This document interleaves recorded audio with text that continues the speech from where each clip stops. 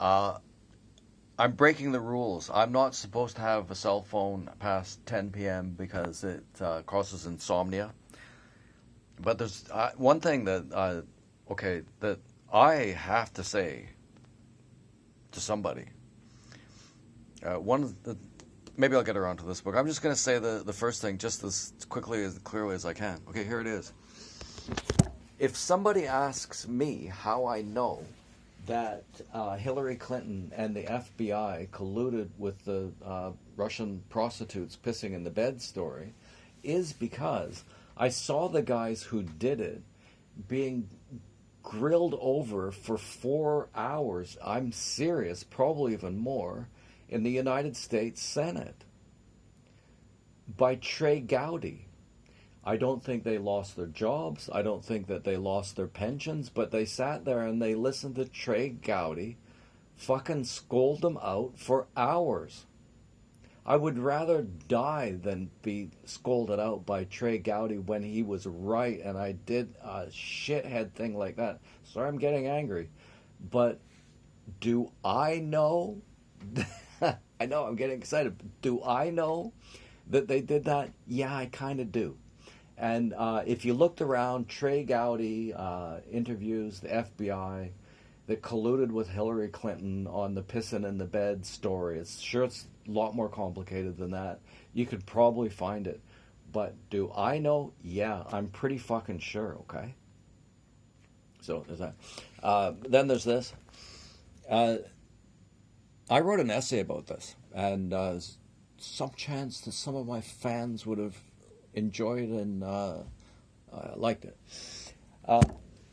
What that book does is it says that you should, if you're going to write drama, you can write it as a sort of a reverse science experiment.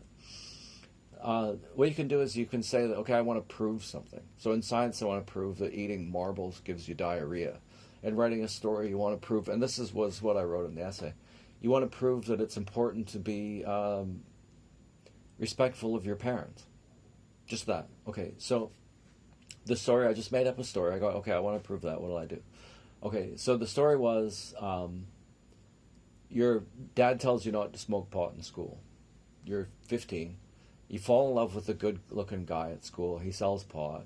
And you go out with that guy and disrespect your dad and lie to your dad.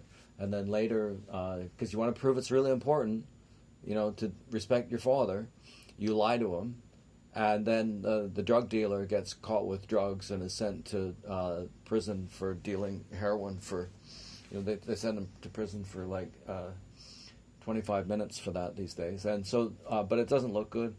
And so in this way you learned, maybe you don't want to go with the good-looking dude that sells heroin, and I need to respect my father. What you've done is you've proven something, and you've made up all the proof. That's it. That's how you write a drama. Your message at the end will become more complicated than it was at the beginning. Yada, yada, yada. You can go into people's histories, and all of this have phenomenal dialogue. But writing drama is a lot easier than you think. You just have to know at the beginning what you want to say. You can draw from real life examples, from absolute imaginary things, and just get started.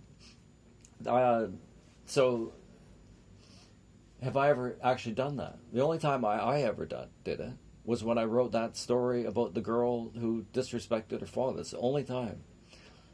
But there is a more interesting history behind it, because why did I even bother to write this book? And the reason I wrote this book is because a literal genius said to me that if you can come back here and explain to me what drama is, then I'll pay you. That's why I bought the book, and that's why I read the book. And so far, I haven't said anything about what a drama is. But that was contained in the book, too. Essentially, a drama is, you got a guy at the beginning, you introduce him in the first act, and then you introduce some sort of conflict between him and the other person, and there's a struggle, and your character either is just like a straight-up superhero, or he has some sort of internal conflict about what he should do and what he shouldn't do, and he struggles, and he fails and it doesn't look like he's going to make it, but in the end he does the right thing, perhaps conquers the dragon, and in the end a good thing happens to him. He's usually accepted by the society and loved by people. In traditional terms, that's a comedy. If he makes the opposite decision and fucks everyone up, especially himself, that's a tragedy. That's how it was broken up. It's the hero story. Almost every story ever written that was any good at all is a hero story, and that's what that is. So you could just put those two things together. The person's got a conflict about what he should do, or you should trust your dad. And so you just invent a story where the guy is rewarded for trusting his dad, goes through a bunch of adventures and all that stuff. There's all that mountains of skill required. But just, that's how they do it. I mean, really, obviously, unless it's a Tsai Ing-wen movie. My favorite director actually is a guy that studied this stuff for years. He's a Chinese guy. Doesn't do it at all. He starts a movie. He doesn't know what it's going to be about.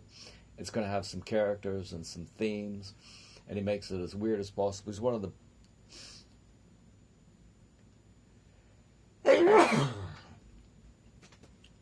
okay, I can just put it this way. I saw his stuff, and okay, if he can do that, I can do that. That's why I started filming things. It was from a guy who didn't believe anything that I didn't, understood everything I just said better than anybody. It just didn't do it.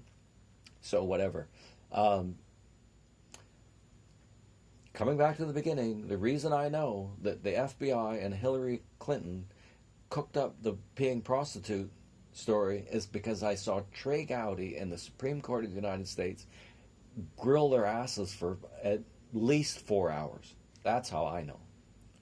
Okay? Okay. Bye!